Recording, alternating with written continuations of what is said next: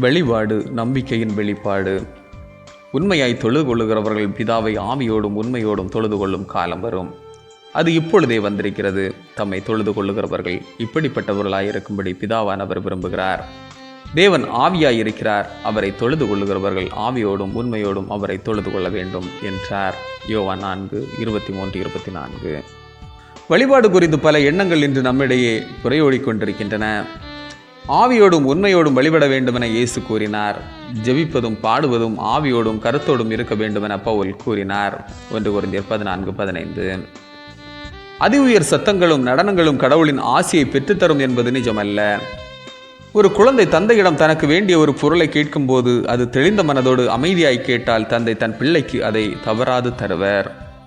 ஆகவே வழிபாட்டை குறித்த நமது நம்பிக்கை ஆவியோடும் உண்மையோடும் அவரை தொழுது கொள்ள வேண்டும் என்றிருக்க வேண்டும்.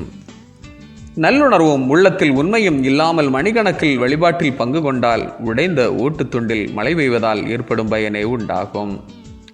ஆவியோடும் என்று சொல்லுகிற போது அசைந்து ஆடி வழிபடுவதை குறிக்கிறது என்று கருதாமல் உள் உணர்வோடு தெளிந்த புத்தியோடு வழிபடுவதை குறிக்கிறது என்பதை தெளிவாய் அறிய வேண்டும். உண்மையோடும் என்று சொல்லுகிற போது பிறர் தூண்டுதலால் அல்ல, மற்றவர்கள் காண்பதற்காக அல்ல, இறைவன் நம் உள்ளத்துணர்வுகளை ஏற்கும் வகையில் வழிபடுதல் ஆகும்.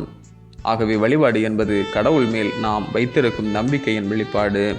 அது வெளிப்படும் விதம் என்பது ஆவியோடும் உண்மையோடும் அவரை தொழுது கொள்வது ஆகும். ஆமீன். இந்த நாள் உங்களுக்கு இனிய நாளாக மலரட்டும்.